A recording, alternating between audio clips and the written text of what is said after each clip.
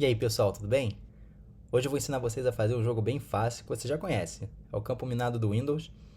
E a gente vai precisar somente do browser para rodar esse jogo e um editor de texto para a gente escrever o nosso código. Bora lá, galera. Então vamos começar a fazer o nosso jogo, tá? Primeira coisa que você vai precisar é de um editor de texto. Eu gosto de usar o Sublime, que é um editor de código.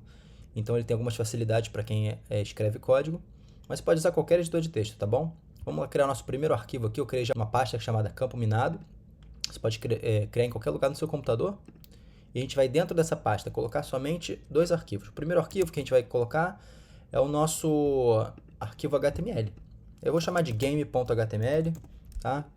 Esse arquivo aqui, ele vai ter o nosso arquivo de interface, aqui, porque não conhece muito de programação, o HTML, ele é o que vai renderizar o jogo na tela, tá? Então eu vou escrever aqui, na verdade eu já vou usar aqui uma facilidade do editor de código, né?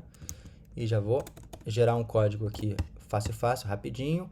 Vou limpar ele um pouquinho aqui, só deixar o título mesmo, vou botar aqui o nome do jogo, campo minado. E a gente vai colocar aqui dentro do nosso body o nosso primeiro elemento, que é o elemento principal, né? Que é o chamado canvas, que é o elemento que vai renderizar realmente na tela, como se fosse um quadro para você escrever, desenhar nele. E a gente vai desenhar os frames do nosso jogo, ou no caso, os elementos do nosso jogo do campo minado, que são os quadrados, as bombas, os números e tudo mais, tá? Primeira coisa que a gente vai fazer com o Canvas é adicionar um ID para ele, porque a gente vai precisar desse ID para conectar ele ao nosso JavaScript e reconhecer esse elemento lá dentro, tá bom? Vamos colocar aqui um nome, pode ser jogo, por exemplo. Outra coisa que a gente vai fazer é dar um width, que é uma largura. Eu vou botar aqui 500 por um height de 500, tá bom? Por quê? Porque eu vou querer fazer um campo minado de 10 por 10, de 50 por 50. Na verdade, agora pensando bem, a gente vai colocar um pixel de padding, de espaço entre os bloquinhos. Então vamos colocar aqui que vai ter, para cada bloco vai ter um espaço, mais o bloco final vai ter dois espaços. Então vou botar 511 por 511, tá bom? Vocês vão entender depois por que 511, tá? Por que precisa desse espacinho, né? Então vamos lá. Vamos criar nosso segundo arquivo. Esse arquivo, ele é o arquivo o JS, o arquivo JavaScript. Eu vou botar o mesmo nome, né? Game.html eu botei outro, vou botar game.js aqui. E pronto. Agora a gente tem que conectar ele lá no nosso HTML. A gente vai adicionar aqui uma tag script, né? Que vai colocar aqui o source, apontando para o local onde está aquele... game. Onde está aquele arquivo, game.js. E depois do canvas. Isso é importante. Por quê? Porque senão o JavaScript não vai reconhecer que o Canvas está na tela ainda. Ele precisa rodar depois que o Canvas já foi renderizado no HTML pelo browser. Então vamos lá. Vamos no nosso arquivo JS. Na verdade a gente pode esquecer um pouquinho esse HTML por enquanto. Vamos focar aqui só no JavaScript. E vamos criar a nossa primeira constante, que é a constante Canvas. E a gente vai selecionar aquele no documento, né? Documento aqui, ó. Document. Usando esse método chamado getElementById, por isso que a gente adicionou aquele ID. A gente vai selecionar o nosso jogo, né? Nosso canvas, que é o ID jogo. E a gente vai criar uma outra constante agora. Isso é clássico, né? Todo mundo que trabalha com canvas sabe, né? CTX, que é o contexto de desenho. No caso aqui, é o contexto 2D. Então a gente vai botar getContext. E a gente vai selecionar o contexto 2D de desenho, que é um contexto que recebe somente as posições X e Y de desenho, e não um eixo Z, ele não é tridimensional, tá? Então a gente vai poder desenhar as primitivas, retas, quadrados, bolas, textos, desenhos, você pode renderizar dentro deles, né? PNG, BMP, JPEG. E com isso a gente vai poder montar o nosso jogo 2D, tá bom? Desculpa pessoal, saí rapidinho para botar o casaco, que está muito frio. Vamos continuar então aqui o nosso código JavaScript, tá? Eu vou mostrar como exemplo, a gente vai desenhar um quadrado na tela para ver como é que se desenha um quadrado. E depois a gente vai usar isso para poder desenhar todos os quadrados do jogo, que são vários quadrados, né? Uma matriz de quadrados. Então vamos desenhar o primeiro quadrado usando aquele CTX, que é o contexto. Isso a gente vai usar bastante, esse CTX. A primeira coisa que a gente vai fazer é utilizar esse método chamado fillStyle, que ele... ele recebe o quê? Ele recebe aqui os estilos que nem no CSS, né? De como é que vai ser desenhado as primitivas dentro do Canvas. Então, por exemplo, aqui eu vou botar uma cor que é vermelha, né? No RGB, FF0000. E agora eu vou usar o CTX para usar um outro método de chamar o desenho de retângulo, que é o fillRect, né? e ele é um retângulo preenchido, né? E a gente vai chamar ele aqui, o fillRect. Ele recebe, né, na verdade, alguns parâmetros. Primeiro que ele recebe é a posição XY. Vamos botar 0, 0 para ele ficar lá no cantinho do canvas. Outra coisa que ele vai receber aqui são outros dois parâmetros, que é a largura e a altura do nosso retângulo. A gente vai botar aqui 50 por 50, que a gente decidiu lá que seria a altura e a largura do nosso tile, né, do nosso bloquinho do jogo. Vamos salvar e vamos ver se ele renderizou lá no browser. Vamos lá. Olha lá, tá vendo? Ele renderizou lá no cantinho. A partir do 00, ele desenhou um quadradinho de tamanho 50 por 50. O que a gente vai fazer agora? A gente vai precisar ter uma matriz de bloquinhos renderizado na tela. Ou seja, na posição 00, um 50 por 50, na posição 50 por 0, um outro bloquinho e assim por diante. Na verdade, aqui 51, que a gente decidiu, lembra que eu falei que ia ter um espacinho entre os bloquinhos? Para a gente poder visualizar onde começa um bloquinho e onde termina o outro. Então, na verdade, vai começar da posição 51. Então, vamos fazer lá no código isso e vamos ver como é que vai ficar, tá bom? Vou deletar isso aqui e vamos continuar o nosso código então. A gente vai ter que criar uma variável que contém todos os nossos bloquinhos. Eu vou botar aqui em inglês, né? Tiles. Aliás, é sempre bom se acostumar... Desculpe, botei igual antes. É sempre bom acostumar a nomear as variáveis e as funções em inglês, porque, não sei se você é um programador ou quer ser um programador, mas todo programador deveria... só um comentário aqui que eu tô falando, né? Que todo programador ele deveria se acostumar a escrever em inglês e nomear as funções, nomear as variáveis em inglês, porque é uma profissão globalizada, uma profissão que você vai acabar trabalhando fora do seu país, e não é bom você ficar atrelado à língua materna, e sim à língua que todos os programadores no mundo usam, tá? Então vamos lá, botar aqui tiles como um array de bloquinhos, que ela a princípio vai ficar vazia. E a gente vai colocar aqui todos os nossos bloquinhos, tá? A gente precisa saber o que é um bloquinho. Então eu vou criar uma classe chamada tile. Essa classe tile, ela vai receber alguns atributos, né? Vamos colocar um construtor aqui, para quando a gente for instanciar o nosso tile. A gente vai ter que colocar alguns atributos aqui. O primeiro atributo dela é a posição que ela vai estar na tela, né? Só que aqui no caso, a gente não quer a posição XY, porque eu não quero ficar ligado a 50 por 50 para sempre. Isso aqui tem que também ser uma variável. Então vamos colocar uma posição abstrata da matriz, IJ. Então a gente vai botar aqui que a posição I dele é igual à posição I que a gente vai colocar aqui dentro do parâmetro dele. Vamos passar dois parâmetros, IJ.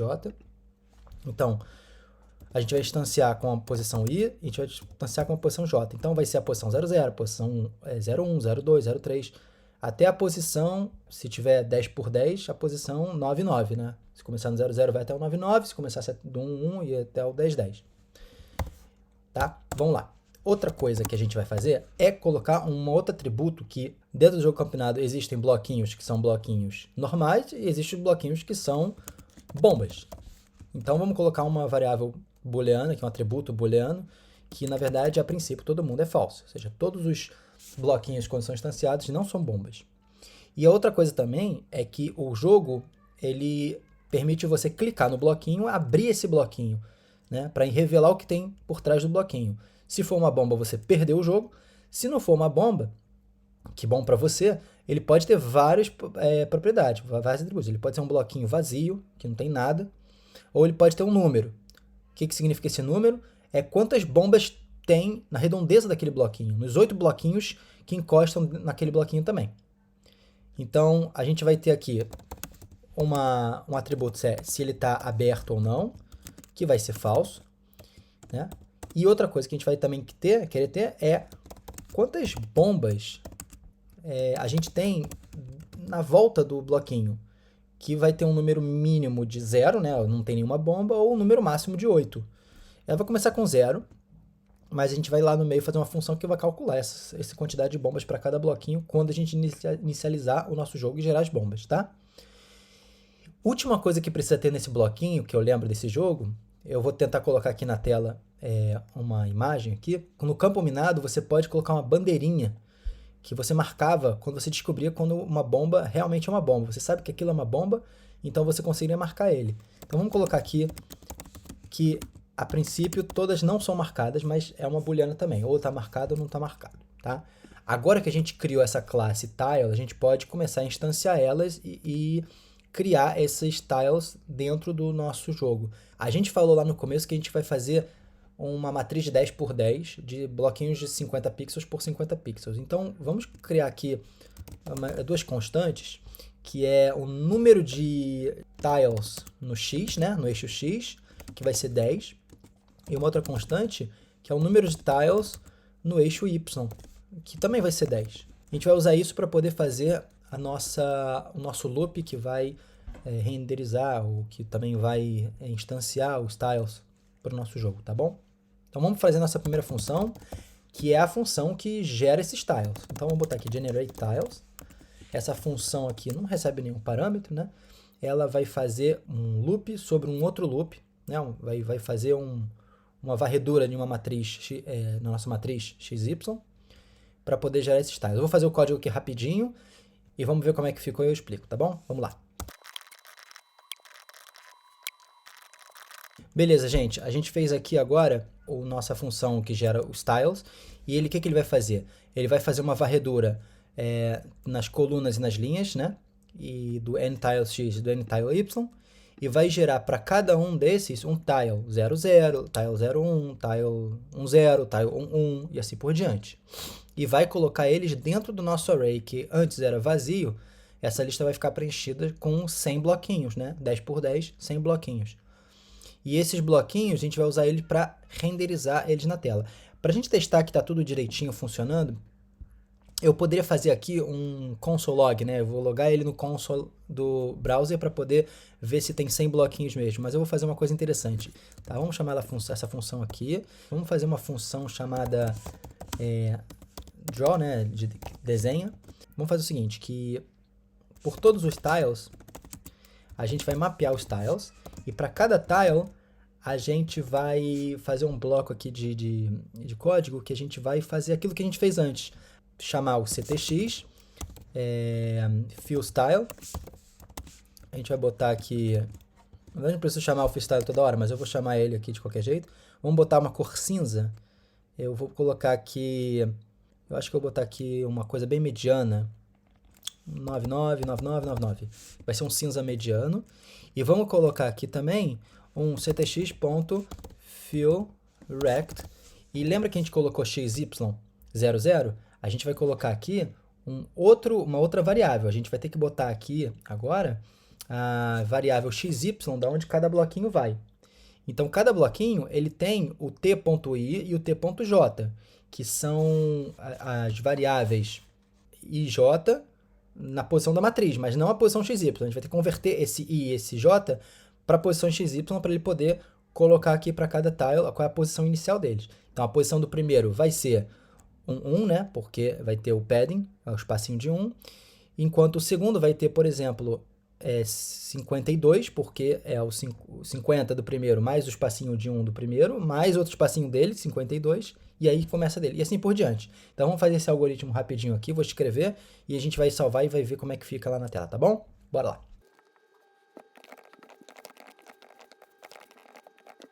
Tá aqui, galera, olha só.